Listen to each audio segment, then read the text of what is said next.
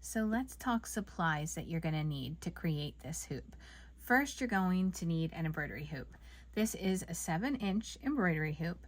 You are free to use whatever size you feel comfortable using. I would recommend the smallest size hoop would be like maybe a 5 or a 6-inch hoop, just because you want to have room to add all of your stitches. So I think 7 is ideal. 8 would work. If you do like a 10-inch hoop, you just have a lot of space to fill, which might feel overwhelming. So that's why I think I'd recommend usually a 6 or a 7-inch hoop for this particular project. Also, a background fabric. You won't need anything more than a fat quarter size of fabric. This is one of the Andover Century Solids, but you are free to use any fabric that you like. A quilting cotton will work best. A linen could work too. You want a fabric that's going to be sturdy enough to hold up to lots of beads and thread and everything. So that's why I recommend a quilting cotton. So then notions. You're going to need something to mark up your fabric. These are the Clover water-soluble pencils, which I really like using. Also, I like the Clover white marking pen. It's the fine marking pen. This works especially good if you're using a dark colored fabric, like this dark green. That would work really good. So you need something to mark your fabric up, but that will disappear under your stitches. These are both water soluble. This one is heat soluble, but also you can use water to remove little marks. You'll also need embroidery scissors and needles. I like using these Clover milliner needles. They're sizes 3, 5, 7, and 9. They generally work really good for all types of embroidery, but it can also help to have a tapestry needle. And whatever needles you choose, you want to make sure that your thread and beads will work threading through them. So threads, you're going to see me use lots of threads throughout this, and when we get to each point in the process, I'll tell you which thread I'm using and why.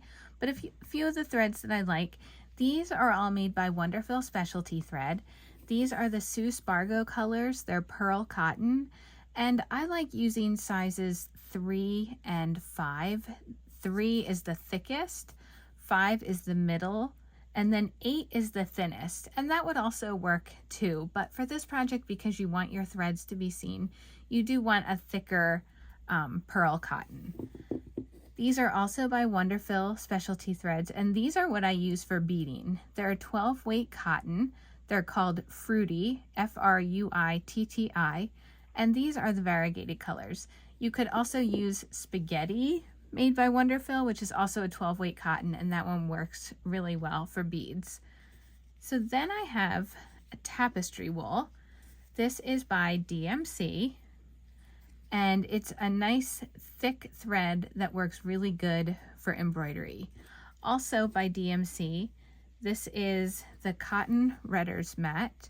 It's also, I've found it recently at Michael's, listed as satin moss.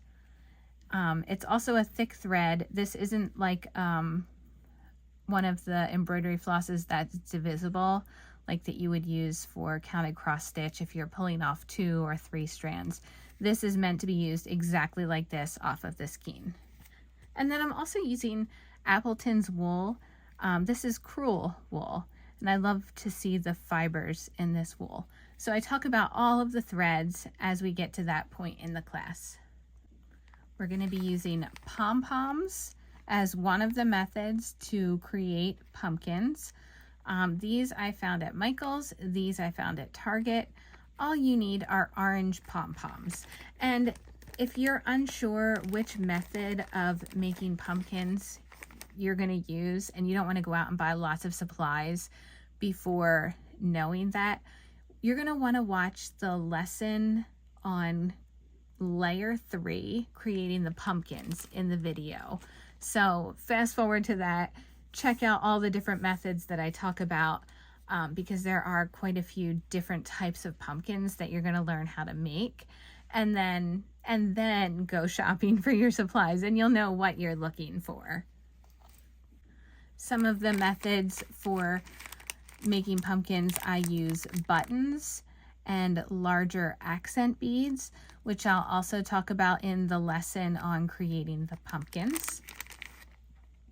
We use lots of sequins throughout this project, and I do talk in detail about the types of sequins that we use when we go into the lesson on creating our background fabric. So there's 2 different sizes of sequins, and in the description here I'll list where I find the sequins in all of the colors that I use.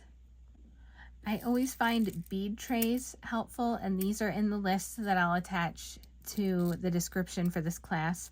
And we're going to need seed beads. So I also talk in detail about seed beads as we get to that point in the class. I think you'd be okay using a size 8 or a size 6 seed bead. And then in some cases, I had it right here, there are larger sized seed beads that you can use. These are called fiber craft beads.